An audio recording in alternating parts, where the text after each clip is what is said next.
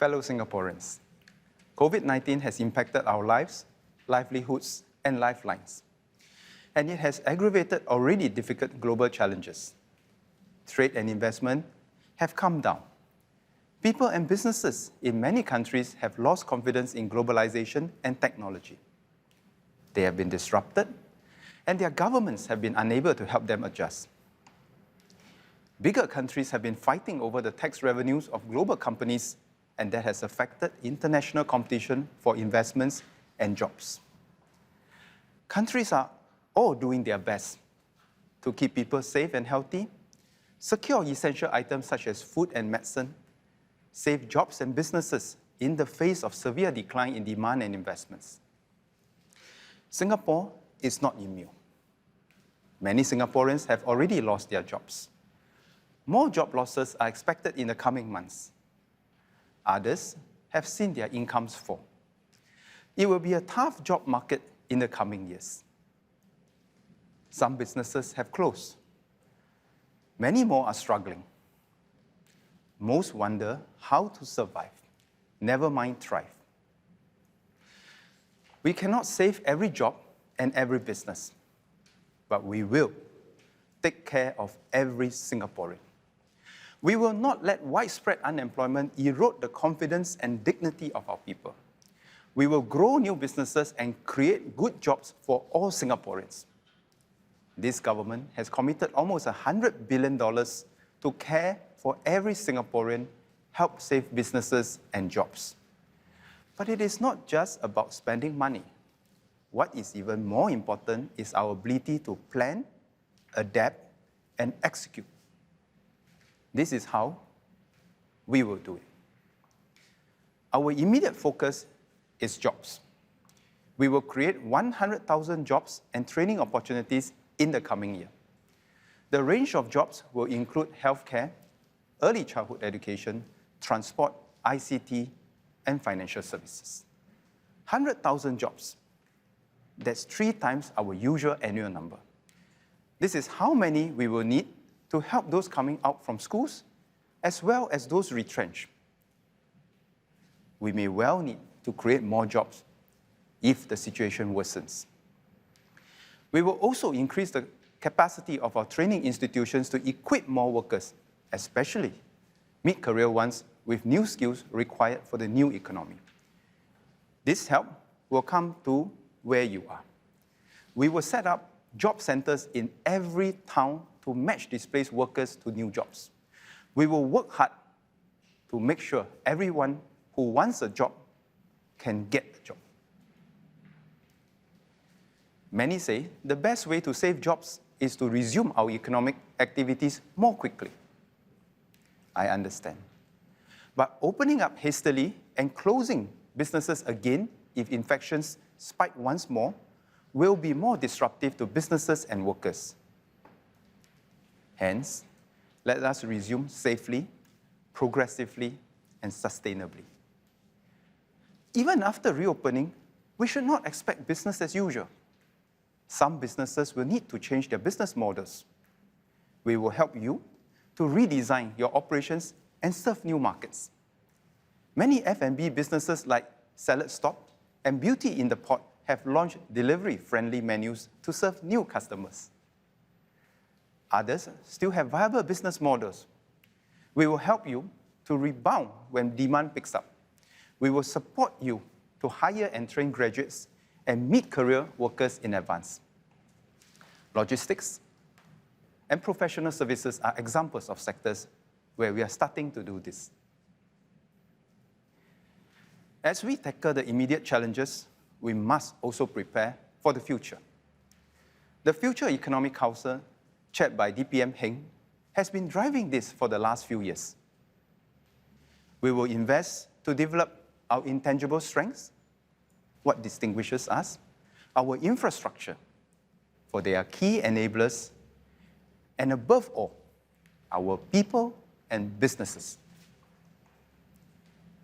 First, our intangible strengths. Over the years, many investors have chosen to site and expand their businesses here in Singapore. They did not make this decision for the short term. nor did they choose Singapore because we have abundant natural resources or because we are cheaper. They chose us because of our strengths, which are not easy to replicate elsewhere. We are open and connected with the world. We are trusted, we are united and stable as a society, and we have a skilled workforce. For many countries, COVID-19 has accelerated the retreat from globalization and the erection of more protectionist barriers. We must resist these pressures. A less connected world means a poorer world and fewer opportunities for all. A less connected Singapore means fewer and poorer quality jobs for us. Even in a more protectionist, less connected world, we can still make a living and more. We can build capabilities to play critical roles in global supply chains, to produce high-quality products and services that others value. For example, we make 4 out of the world's top 10 drugs. We are the world's 7th largest exporter of chemicals. Our resilience comes from building networks and diversifying our supply sources and markets. We will never be able to have everything we would possibly need for the next crisis. Indeed, when lockdowns started across the world 3 months ago, many of our supply chains were disrupted, if not broken.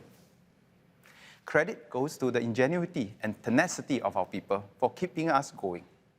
Our public and private sectors swung into action, reached out to their networks, opened up new supply lines to bring back essentials like masks, PPE, and test reagents from across the world. Individuals from PSA, SIA, SETS, ST Logistics, NTUC, Sing Song, and many more. Without all these unsung heroes, we would not have been able to live our lives as normally as we did in the last few months. Thank you all. Another intangible strength is trust. Singapore is trusted globally. Throughout this crisis, we have also continued to show the world they can trust Singapore. We did not impose export restrictions or nationalize foreign investments. We kept our production lines open for global supply chains, including critical materials for surgical masks. We worked with companies to increase their production so that we could meet Singapore's and the world's needs. And we facilitated the continued flow of essential goods and people through our ports and airports. In uncertain times, our trusted brand counts for even more. Businesses have noticed. When they make their next investments to diversify their global production bases, we will be in the running. Just as how we did not restrict exports during the 1970s oil crisis, that enhanced our credibility later to establish Jurong Island as a global petrochemical hub. Our investors have stood by us through this difficult period. We know the challenges investors face with manpower flows and family reunions. We will work closely with you to overcome the challenges together. We will keep faith with you as you have with us. We will work to stay connected with the world, even as the world threatens to fragment and regress towards protectionism. Despite our size, we can show the way if we have good ideas. When promoting free trade, our initial partnerships with Brunei, Chile, and New Zealand eventually grew to become today's CPTPP. Together with New Zealand, we issued a joint ministerial statement to resist export restrictions and uphold global supply chains. From a party of 2, we now have 11 subscriber countries and counting. We are building a network of digital economy partnerships. The partnerships will define the rules for competing and cooperating in the new economy. They will create opportunities for our companies to grow their overseas markets. We have concluded such agreements with Australia, Chile, and New Zealand. more are on the way. Barring unforeseen circumstances, we look forward to signing the RCEP agreement this year. This will cover all 10 ASEAN member states, plus Australia, China, Japan, New Zealand, and South Korea. It will lower the cost of imports for our consumers and exports for our producers. These agreements and other FTAs open up new opportunities for our businesses and will make us a more attractive base for investments to serve the region. This will signal to the world our confidence and determination to press on with regional economic integration.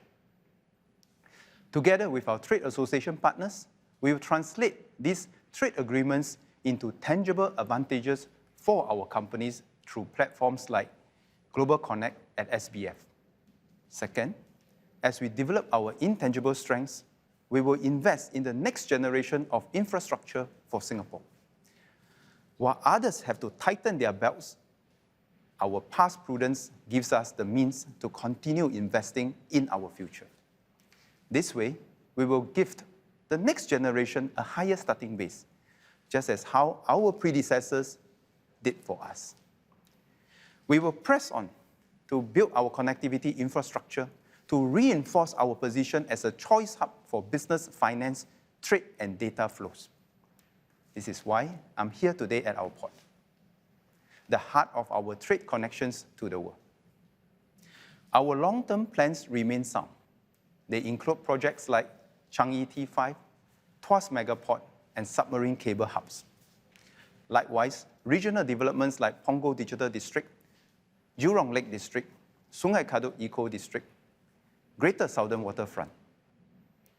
We will pace the timelines for these projects according to demand. But do not doubt this. We will get them all done. Together, they will create a vibrant and innovative Singapore for our children, full of opportunities, full of life. We will also intensify the efforts to attract the best ideas and talent to compete on our side and complement our strengths.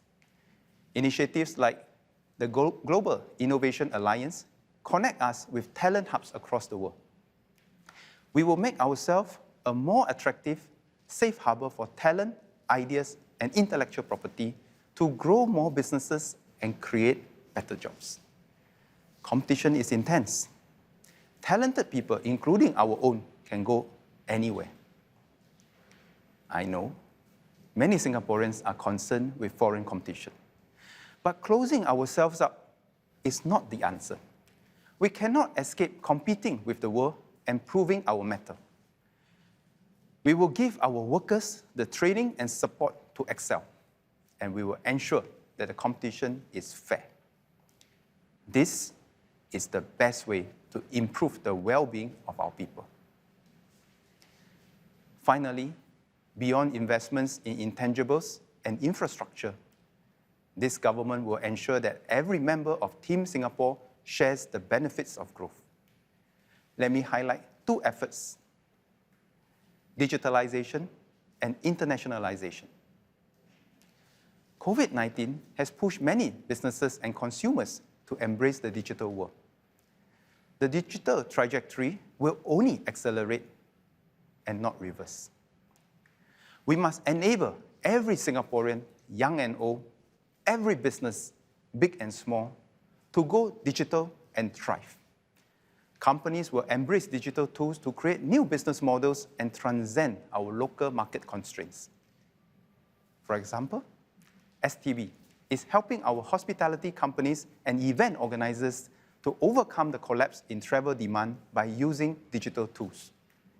One event organizer, with or Web in Travel, is engaging global audiences through a virtual travel summit later this month across different countries. In the 1980s, we uplifted a generation through computerization and automation. In the 2020s, we will transform another generation through digitalization and data. And not just the young in high-tech companies. We are building a 1,000-strong digital ambassador corps to help small and micro enterprises apply digitalization and help senior citizens to learn to use the technology. But helping businesses access new markets must go beyond the digital online to establish new, real partnerships in the real world. Many Singapore businesses have established regional and global presence in the past years, often in partnerships. The more established and larger companies help newcomers and smaller businesses. For example, CapitaLand brings along Singapore companies in its overseas development projects, thus helping them penetrate new markets. The retail and hospitality sector may be going through a challenging time, but companies like CapitaLand will press on and do more to support our local SMEs. We will step up such efforts to nurture a new generation of regional and global businesses. We will facilitate more industry partnerships, including in the digital space, like how Singapore eBiz and Alliance 21 are helping local food manufacturers drive international business. Likewise, we will better organize our overseas Singapore business chapters and missions to guide newcomers venturing overseas. Our business leaders and workers will be key to these efforts. We must have the aptitude and attitude to serve global markets. Our people must have the entrepreneurial spirit to venture abroad to compete and seize the opportunities of a fast-growing Asia. We cannot be content with doing well just within Singapore. We introduced Scale Up SG to groom promising local companies into global champions.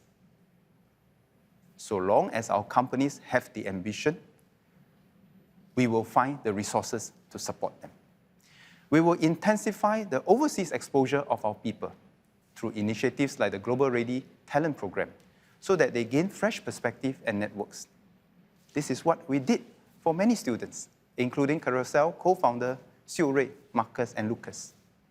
They spent a year in Silicon Valley as part of the NUS Overseas Colleges program.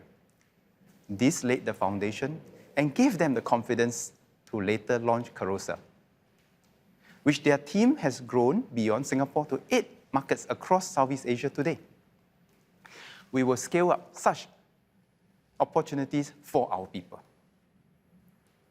Earlier this year, MOE announced our 70 by 70 target to enable more students from institutes of higher learning to gain overseas exposure.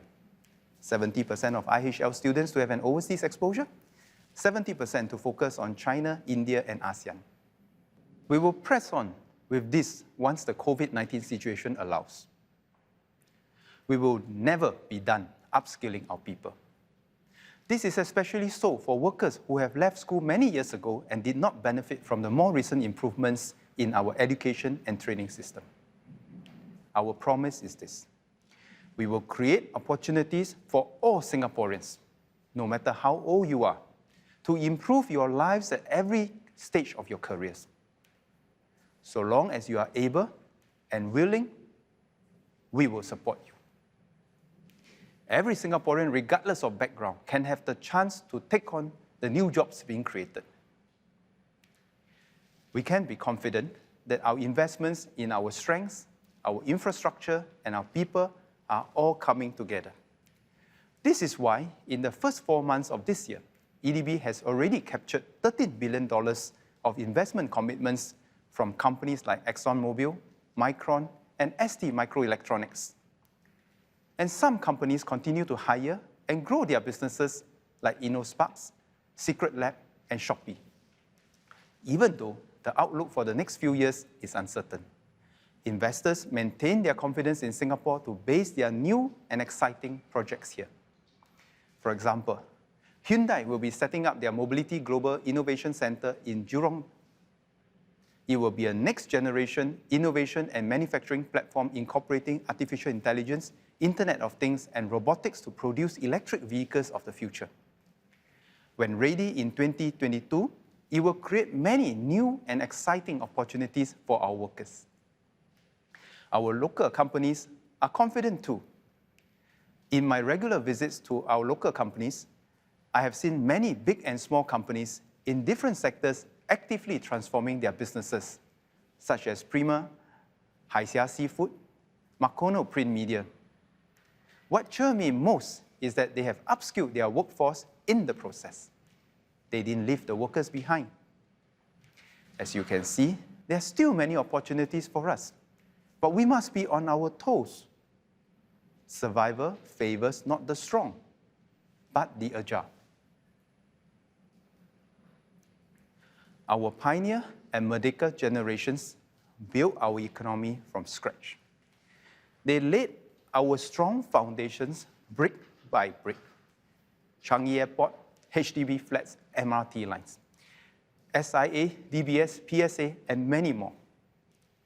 In fact, they moved us from third world to first in one generation and saved enough to set aside reserves for future generations. They show us what it means to be Singaporean, that we are not of common ancestry, race, language, or religion. We are defined by our determination to chart our own destiny, guided by the values of openness, inclusiveness, self-determination, meritocracy, and incorruptibility. For us to defy the odds of history and not only survive, but thrive, with the world as our hinterland and our markets. 55 years on, we are better positioned to keep Singapore going, growing, and glowing. We will build a better Singapore together, where our future generations have the pride, the means, and the gumption to be called Singaporeans.